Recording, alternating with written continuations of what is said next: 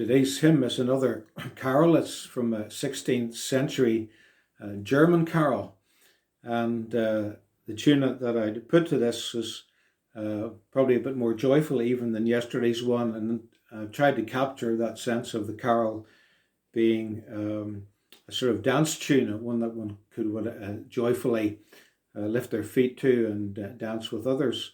Of course, dance is an expression of joy and rejoicing, and totally appropriate when it comes to thinking about the birth of Jesus, bringing salvation to the world and conquering Satan, crushing the serpent's head.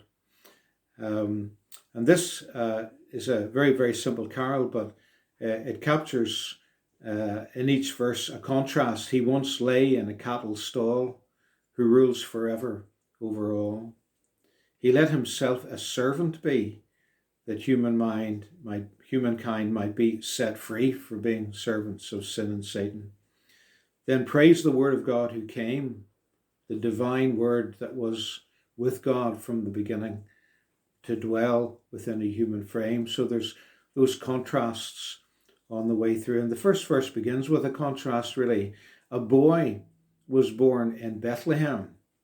And then it says, rejoice for that, Jerusalem. And Jerusalem represents, of course, the whole nation. But he wasn't born in Jerusalem, in the capital city. He was born in Bethlehem. And Bethlehem was really just a backwater, really. I was really helped a number of years ago by the explanation that someone gave about the fact that Jesus probably wasn't turned away from the inn because Bethlehem wouldn't have been big enough to have an inn.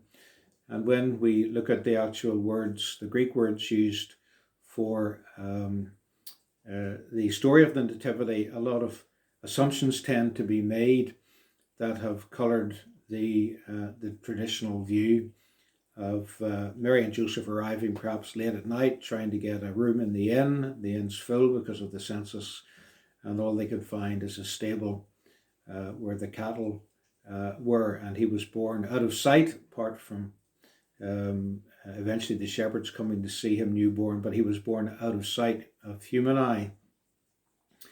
But the assumption that he was born in a stable was that he was laid in a manger. And in fact, in those days, the animals would have been brought in to the house. The house would have had one level in which the family lived, a lower level in which the animals would be at one end, and they helped to keep the house warm. And the feeding trough would be on the floor level of the adults that the animals could feed from. And so the manger would actually be between the living area and where the animals kept. So the stable was actually the house. And then you had a guest room upstairs, and in the guest room, that was where you either had guests, or you would die there, or you would be born there, or you might spend your marriage night there. It was a special room. And the word that's used for the inn is actually the room that means that, the word that means that upper room. And so Jesus was laid in the feeding trough because there was no room in that special guest room for him, because of course the town was packed. And so he was born in the midst of a bustling house full of people. So there wasn't even, the guest room was full. The only place they could lay him was in the eating trough just beside where the animals were. And so he's born into this family context, people helping Mary with the birth, as normally would have been happening in those days. Joseph and the men probably standing by, somewhat to the side. And here in these humble surroundings, this child was born that would cause Jerusalem to rejoice. And again, the fulfillment of all the prophetic words to Jerusalem. Rejoice, O Zion, because the Son of God had been born in Bethlehem. And of course, Jerusalem didn't rejoice because Herod, in his fear and fright, then ordered the slaughter of the innocents in Jerusalem not long after Jesus was born. And then there's this lovely doxology at the end. Praised be God in threefold might, eternal, good, and infinite. And that's not only the Father and the Spirit, but the Son that was born, the child that was born in Bethlehem, in that little house and laid in a manger, was nothing less than God, eternal, good, and infinite, in human form. A boy was born in Bethlehem, rejoice for that Jerusalem. He once lay in a cattle stall, who rules forever over all.